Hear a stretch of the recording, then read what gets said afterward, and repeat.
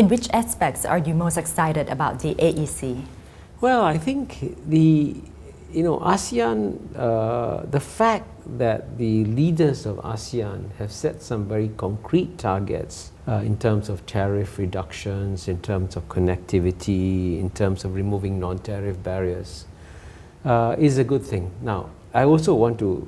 be honest and admit that whenever ASEAN sets targets, it sometimes doesn't achieve them. Sometimes it only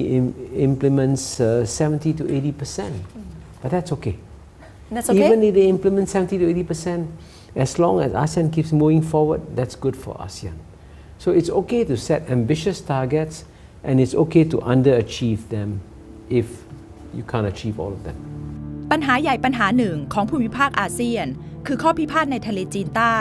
ที่จีนมีปัญหากับประเทศในอาเซียนในการอ้างสิทธิ์ความเป็นเจ้าของเหนือหมู่เกาะในบริเวณนั้นเช่นหมู่เกาะสเปรดลีย์ซึ่งกินบริเวณกว้างในทะเลจีนใต้เป็นประเด็นข้อพิพาทระหว่างจีนไต้หวันบรูไนมาเลเซียฟิลิปปินส์และเวียดนามส่วนการอ้างสิทธิ์เหนือหมู่เกาะปะการังสกาโบโรของจีนกับฟิลิปปินส์ความขัดแย้งรุนแรงถึงขั้นเป็นเหตุให้ไม่สามารถมีเอกสารแถลงการสรุปผลการประชุมอาเซียนในปี 2012 ที่กัมพูชาเป็นเจ้าภาพได้และที่รุนแรงเช่นกันคือที่บริเวณหมู่เกาะพาราเซลที่เวียดนามกล่าวหาว่าเรือจีนมักรุกล้ำเข้ามารวมถึงมีการสร้างแท่นขุดเจาะน้ำมันในบริเวณนั้นทำให้เกิดการประท้วงอย่างรุนแรงในเวียดนามต่อการกระทำของจีนNow, the South China Sea conflict, that is quite a big problem in ASEAN right now. Everyone is saying talk is the best solution, but at the same time, everyone is beefing up the navy, sending in ships. How best should we deal with this issue? Well, I think on South China Sea, it's clear that China has made some serious mistakes in its handling of the South China Sea issue. For example, as you know, in July 2012, when ASEAN was meeting for the first time in 45 years, ASEAN failed to issue a joint declaration because Cambodia was under pressure from China not to agree to a joint statement on South China Sea. And that was a mistake on the part of China because actually it is in China's national interests to see a strong and cohesive ASEAN and not a divided ASEAN. But I think having made those mistakes, I think China has learned from that mistakes. And as you notice, China is now more ready to talk about a code of conduct for the South China Sea. And I'm very happy that China has withdrawn the oil rig from the Paracel Islands ahead of schedule. And that's a very positive sign to Vietnam. So I think we should give China time to adjust its policies, and I hope that China will realize that it is not in its interest to see the South China Sea issue become a divisive issue between China and ASEAN. Now, add to this picture is the US's pivot to Asia.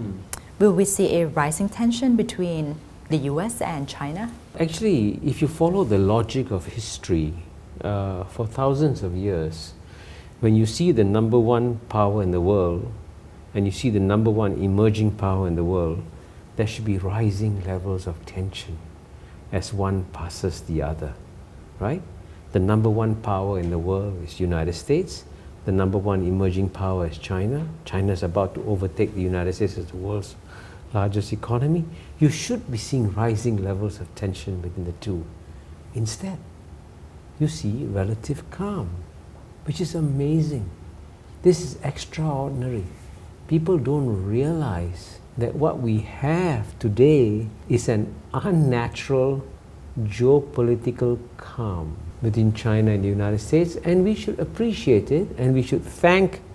both Washington DC and Beijing for having managed the relationship so well so far. But I won't be surprised if tensions rise. It's quite natural. For example, on the South China Sea issue, I see the United States playing a very active role in criticizing China. And maybe the United States has some justification to do so, But in some ways, it's unwise for the United States to do so because the United States itself has not ratified the UN Convention on the Law of the Sea. And even though it has not ratified the UN Convention on the Law of the Sea, it's asking China to abide by the Convention on the Law of the Sea. Surely China will say, come on, you're a hypocrite. If you believe in the UN Convention on the Law of the Sea, ratify it. You signed it. You signed it first, and then you ask me to ratify, then you ask me to abide by it. So in some ways, this is a bit unwise for the Americans. In fact, it's wiser for the United States to play a role of calming the waters in the South China Sea rather than to try and aggravate the issue. เมื่อเดือนกรกฎาคมที่ผ่านมา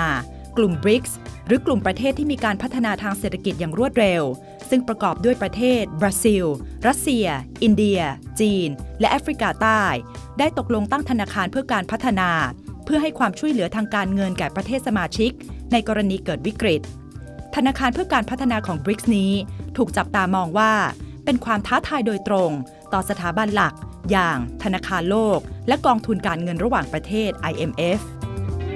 The BRICS countries, they're forming a development bank. Do you think that that is the right way to go? Well, I think it is very healthy to create competition for the existing global economic institutions like IMF and the World Bank. Because unfortunately, the West has a stranglehold on the IMF and the World Bank because you still have a rule even today that says to become the head of the IMF you must be a European, to become the head of the World Bank you must be an American. I mean this is absurd in 2014 and I think the West has got to learn that long-term interests of the West to allow the rest of the world to have a stake in the management of IMF and World Bank, give them a greater sense of ownership. And as you know, you're supposed to reallocate voting shares in IMF from the European states to some of the emerging powers, including Asia. And with great difficulty, they agreed to a minuscule change, and the United States Congress is even today blocking that small change. So clearly, we need to do something about it. And the best way to change behavior is to create competition. And so if the BRICS Bank succeeds, that will serve as a wake-up call for United States and Europe to revitalize the IMF and the World Bank.